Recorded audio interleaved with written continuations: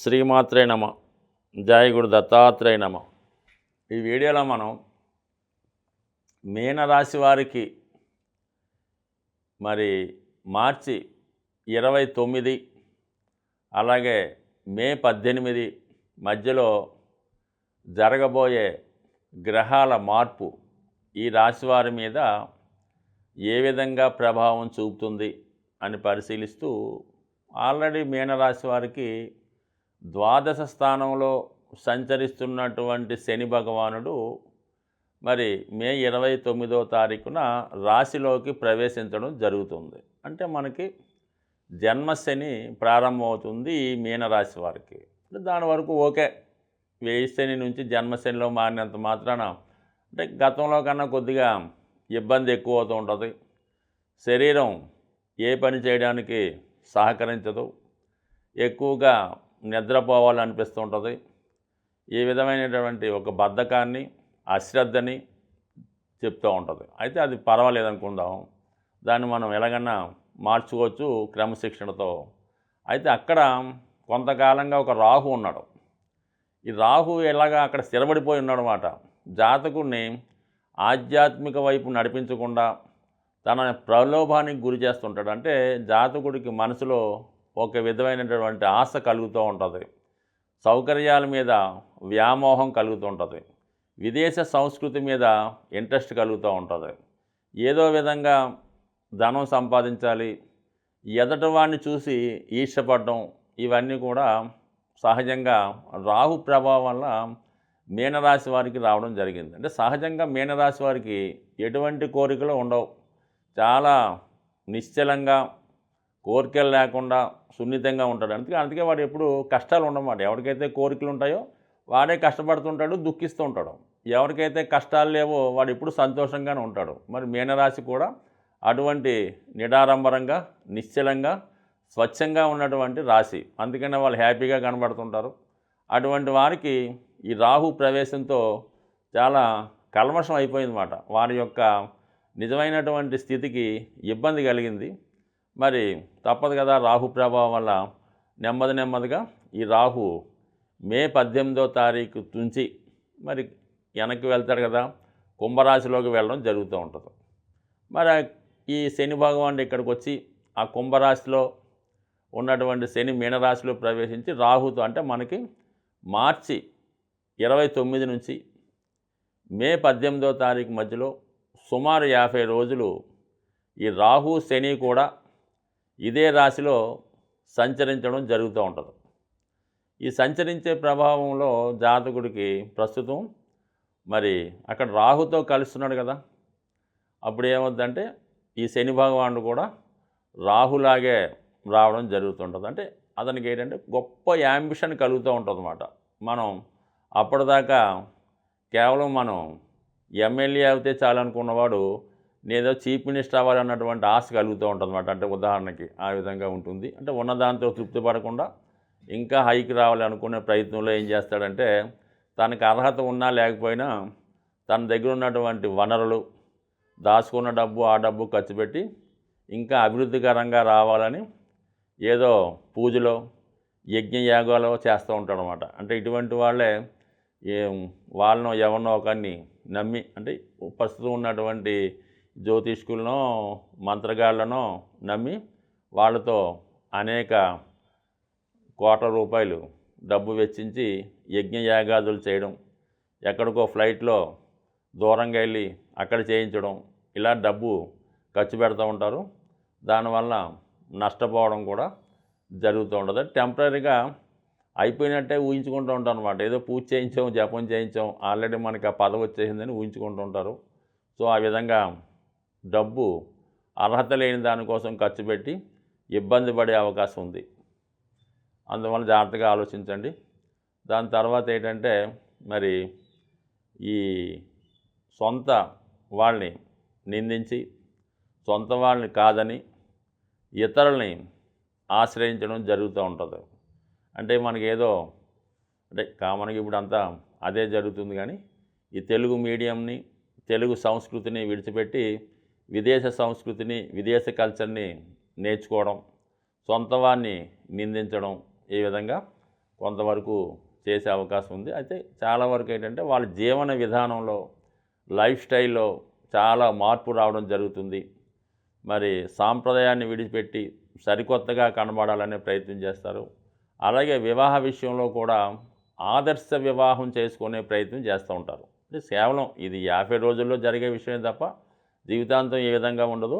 తర్వాత చేద్దామన్నా కూడా అవకాశం ఉండదు. ఏదైనా మరి వితంతు వివాహం కానీ, అలాగే ఆల్రెడీ పెళ్ళైన వారిని వివాహం చేసుకోవడం కానీ, పిల్లలున్న వాళ్ళని వివాహం చేసుకోవడం కానీ, అంటే వాళ్ళకి ఆదర్శంగా ఉంటుంది. మరి బయట వాళ్ళకి, బంధువులకి అసహ్యంగా ఉంటుందన్నమాట. అటువంటి ప్రయత్నాలు చేయడం జరుగుతూ ఉంటుంది. అయితే కొంతమంది సందర్భాల్లో బాగా పరిశోధన చేయడం వల్ల నిగూఢంగా ఉన్నటువంటి రహస్యాలు తెలుసుకోవడం జరుగుతూ ఉంటుంది. వృత్తిలో కొత్త విషయాలు తెలుసుకొని తమ నైపుణ్యాన్ని ఇంకా ఎక్కువగా పెంచుకునే ప్రయత్నం చేస్తారు. ఎవరైతే సినిమా రంగంలో ఉన్నారో, సాఫ్ట్వేర్ రంగంలో ఉన్నారో, వైద్య వృత్తిలో ఉన్నవారికి చాలా గొప్ప టాలెంటు, గొప్ప పేరు రావడం జరుగుతుంటుంది. అంటే టెంపరరీగా ఒకేసారి అనూహ్యంగా వారి యొక్క అభివృద్ధి ప్రపంచానికి తెలుస్తూ ఉంటుంది. దాంతో వాళ్ళు ఒక సెలబ్రిటీగా గుర్తింపు రావడం జరుగుతూ ఉంటుందన్నమాట. అంటే అంత హైప్కి తీసుకెళ్ళడం జరుగుతూ ఉంటుంది. ఇది పరిశోధనా రంగంలో ఉన్న వాళ్ళకి కూడా అనుకూలిస్తూ ఉంటుంది. ఎవరైతే రీసెర్చ్ చేస్తూ ఉంటారో వాళ్ళకి కూడా వారి పరిశోధన ఫలించి అనూహ్యంగా చాలా పైకి రావడం జరుగుతుంటుంది. ఇటువంటి కాంబినేషన్ ఉన్న వాళ్ళకి కొన్ని సందర్భాల్లో గుప్తంగా, రహస్యంగా ఉన్న విషయాలు తెలుస్తూ ఉంటాయి. గుప్త నిధులు లాంటివి అంటే దొరకవు, కానీ ఇప్పుడు ఏమి ఉండవు. అటువంటి వాటి మీద ప్రయోగాలు చేసి అటువంటివి తెలుసుకునే ప్రయత్నం చేస్తూ ఉంటారు. కొన్ని సందర్భాల్లో లభించిన ఆశ్చర్యపడక్కర్లేదు. అంటే నిధి అంటే కేవలం ధనాన్నే మనం నిధి అనుకోకూడదు. ఏదైనా ఒక అపూర్వమైనటువంటి గ్రంథం లభించడం కూడా ఒక గొప్ప విశేషంగా భావించు.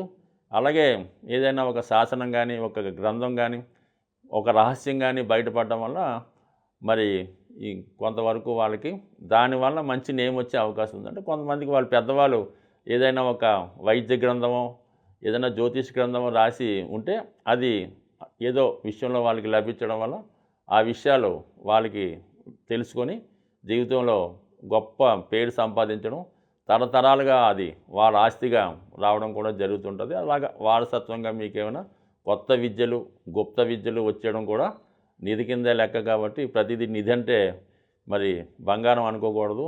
ఇటువంటి విషయాలు కూడా నిధిగానే భావించవలసి ఉంటుంది. బట్ ఏదైనా మీనరాశి వారి మీద దైవ అనుగ్రహం ఎల్లకాలం ఎప్పుడూ ఉంటుంది. ప్రస్తుత రాహు ప్రభావం వల్ల వాళ్ళు కొంత మబ్బు ఆవహించింది అంతే. ఎప్పటికైనా వీళ్ళు మళ్ళీ ఈ రాహు ప్రభావం తొలగిన తర్వాత మే 18 తర్వాత చాలా వరకు స్వచ్ఛందంగా, అభివృద్ధికరంగా, నూతన వృత్తి వ్యవహారాలతో హ్యాపీగా ఉండే అవకాశం ఉంటుంది. ఏదైనా మనకి జ్యోతిష శాస్త్ర ప్రకారం గ్రహాలు యొక్క స్థితి మనకి అనుకూలంగా లేనప్పుడు గ్రహాలకి సంబంధించినటువంటి పరిహారాలు చేసుకోవడం జరుగుతూ ఉంటుంది.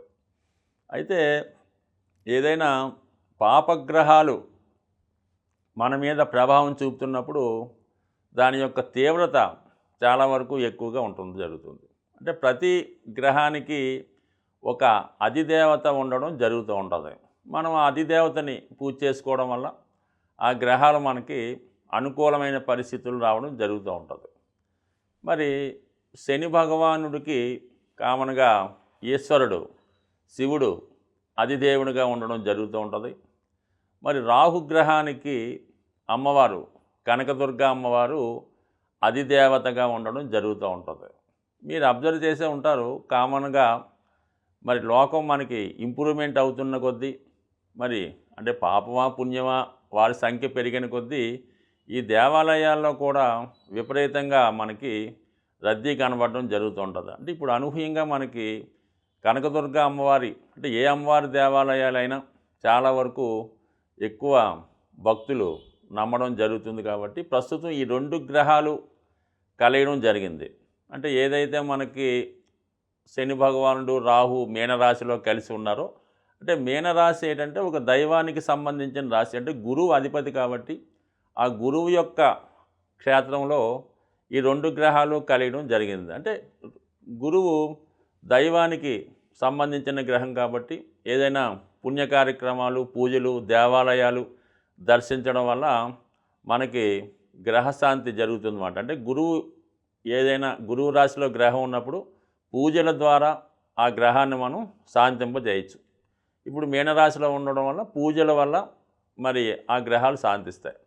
అయితే మరి ఈ 2 గ్రహాలు కలిసాయంటే శివుడు, అమ్మవారు 2 కలిశారు కాబట్టి ఆ ఇద్దరు కలిసి ఉన్నటువంటి పుణ్యక్షేత్రాలు దర్శించి అక్కడ విధి విధానంగా అభిషేకం, కుంకుమ పూజ 2 చేయడం వల్ల ఈ గ్రహశాంతి జరిగే అవకాశం ఉంది.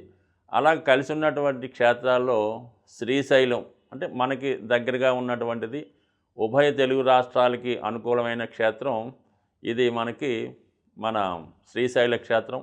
అలాగే ద్రాక్షారామం, అలాగే పాలకొల్లు అంటే పంచారామాలు అవ్వచ్చు, ఇలాగా పుణ్యక్షేత్రాలు అవ్వచ్చు, ద్వాదశ జ్యోతిర్లింగాలు అవ్వచ్చు, దేన్నైనా దర్శించి అటు అమ్మవారిని, శివుణ్ణి పూజించడం, అలాగే మన విజయవాడ కూడా దర్శించుకొని ఎక్కువగా ఈ గ్రహాల పరిహారానికి నిమ్మకాయల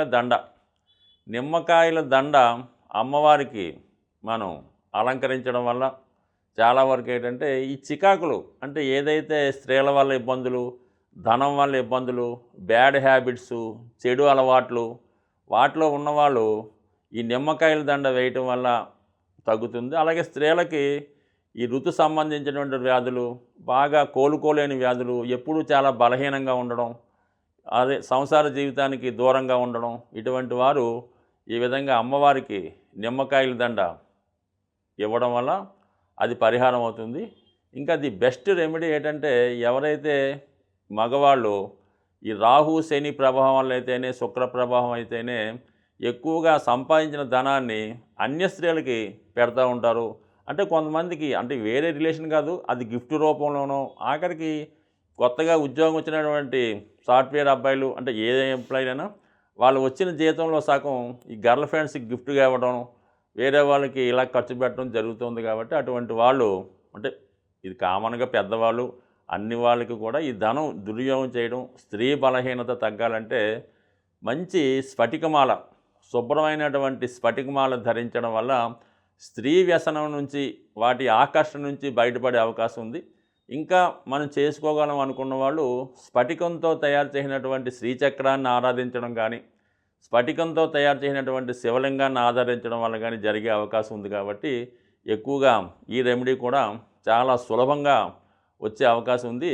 ఒకసారి తక్కువతో దొరుకుతుంది కాబట్టి దీన్ని ఆచరించడం వల్ల, అలాగే ఏదన్నా శివాలయాన్ని దర్శించి అక్కడ సుమారు ఒక 4 గంటల సేపు ఏదో ఒక రోజు ఎన్నుకొని ఒక 4 గంటలు అక్కడ గడిపే ప్రయత్నం చేయండి. అంటే అక్కడ భక్తులు సేవ చేయొచ్చు, గుడి శుభ్రం చేయొచ్చు, లేదంటే అభిషేకం చేసుకోవచ్చు, లేదంటే వచ్చిన భక్తులకు ప్రసాదం పంచిపెట్టవచ్చు. ఏదో ఒకటి చేయడం వల్ల మీకు ప్రస్తుతం ఈ రాహువు శని కలయిక వల్ల ఏర్పడినటువంటి ఇబ్బందుల నుంచి తొలగే అవకాశం ఉంటుంది. స్వస్తి.